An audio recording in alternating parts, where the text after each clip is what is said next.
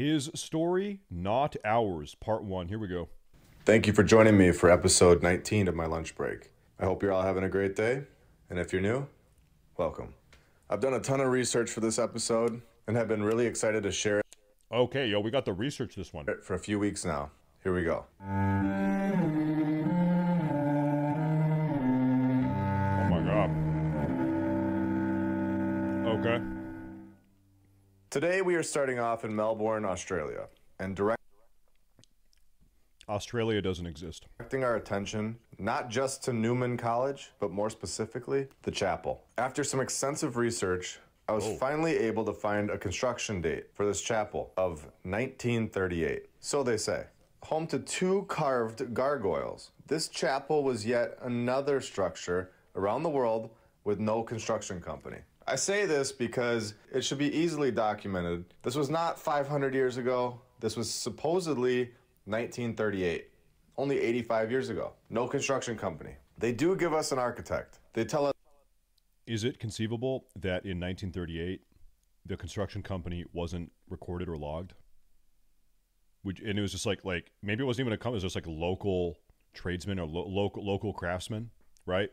Who funded the construction right here. The building of the chapel was made possible by the generosity of Mr. Patrick Brennan of Yarram, Victoria. Although substantial donations had already been made by Victorian Catholics to the Archbishop Carr Memorial Chapel Fund. They give us details where the material supposedly came from, so why leave out who actually built it? They couldn't just go one step further and tell us? I ask this question because this is not the first time they leave out the construction company in these stories. It's the nail in the coffin for me.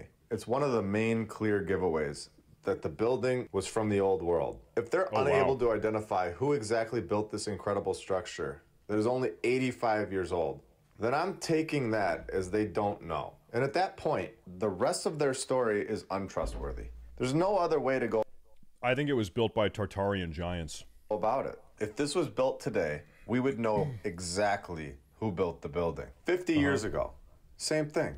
85 years? We should definitely know who constructed this chapel. No doubt. So let's take a step back for a second.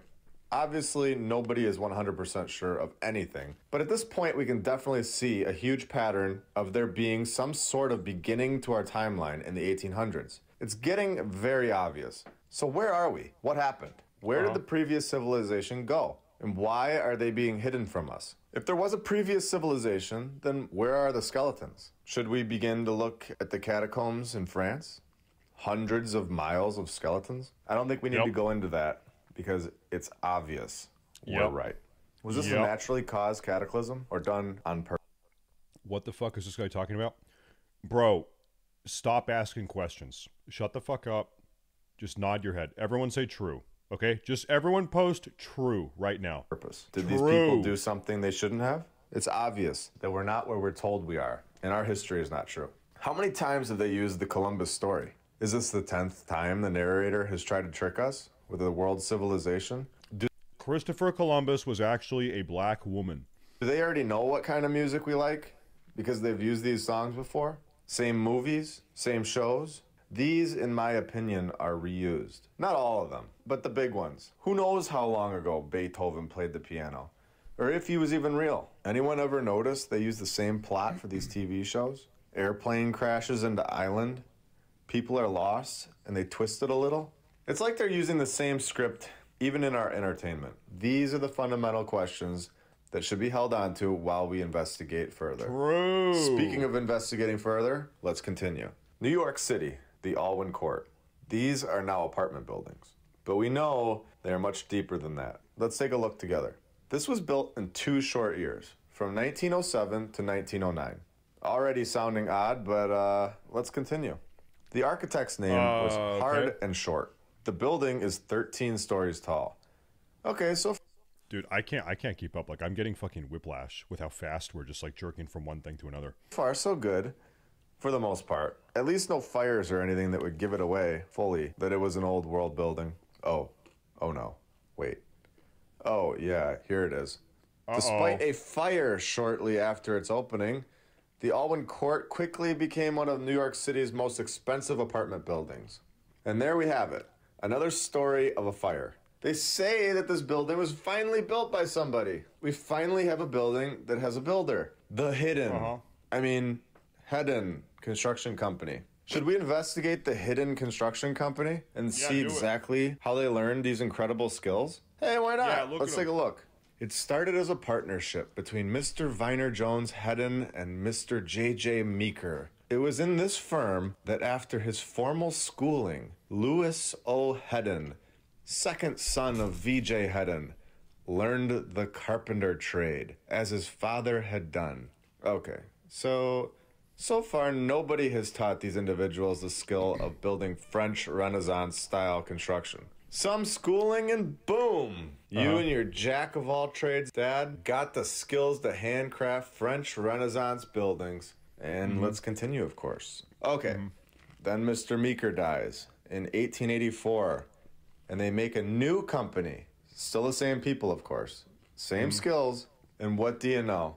Now, out of nowhere, they are building the world's tallest building. The Metropolitan Life Insurance Company Tower in New York City. Who's believing this? This is total nonsense. Hey, Pops, let's fix the fridge. Okay, now I'll be back. Just off to school in 1885. I'll be back with some knowledge to build the tallest building in the world. In French Renaissance-style buildings. What kind of insane story is this? Should we give it even 1% chance of being true? Where's the part where they say... Yeah, people... Okay, bro... I feel like there is so little logic here that I don't even know what to start picking apart. So, there's too much. This is an insurmountable hill. I don't even know where to. You know what? It's probably because there is nothing. True. Everest was true. True. He worked with the world's most incredible sculptor to learn how to make the most unbelievable architectural designs come to life. Where is that part? Not even remotely close to being in the story. The Hidden Construction Company did not build this building. Nice try, though. Very nice try. I do appreciate that at least they tried to give us a builder this time. Now, I'd like to take you all to an island. Who's they? I actually wish I could. That would be fun. But let's go look at this island. Who is behind the human history 1800s global reset? Who he keeps saying they. Who is they? Who has a vested interest in convincing us that we do in fact have a history prior to 1800, but in fact who I don't know. On Google, and wish we could all be there and looking at this building when it was actually being built and be able to see how it was built. Here we are at the Palma Cathedral, located in Palma, Spain. Built in 2022. Could you imagine? The builder would be the most sought-after builder in the world. By far. It wouldn't even be close. Okay, so construction actually started in the 1229. It wasn't finished up until nearly 4 centuries later. You know, companies have a tough time sticking around for 400 years nowadays. If someone wasn't getting the job done for 400 years, do you think they'd be fired, run out of funds? Maybe, I don't know, die? Dude, this guy is hilarious. Pretty much every famous European cathedral, building, castle was an ongoing project for hundreds of years. They were renovated, things were added to them. Part of it was torn down, it was rebuilt to be more defensive. It was updated, it was made more ornate. It was often like these projects like this, these cathedrals, for instance, they weren't just built and then they're done and then that's what they are. Almost every single famous building in Europe took hundreds of years to build. Who seriously believes this took 400 years to build? I've said this in the past and I'll say it again because it is directly to the point. They did not take 400 years to build this. Okay. The builders knew what they were doing. They built it to perfection. They got the job done in their lifetime, and it was not 900 years ago. This was built by the previous civilization, and they were master builders. Now, knowing all of this, we are now going to get into the narrative and investigate. Who is the architect? Nobody?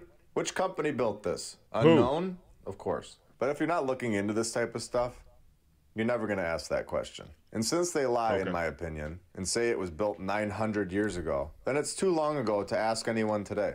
Who would you ask? Nobody was alive 900 years ago, so they get away with it. They get away with the narrative that we don't know who built it or designed it, and they know that. Now, we haven't talked about the most insane part about this story.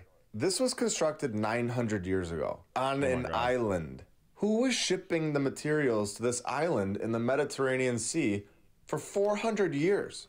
It's about 130 miles away from Barcelona. This is not a quick trip in the year 1229. So they have master builders and master shipping companies that work for 4 centuries. This is a great story. Please like.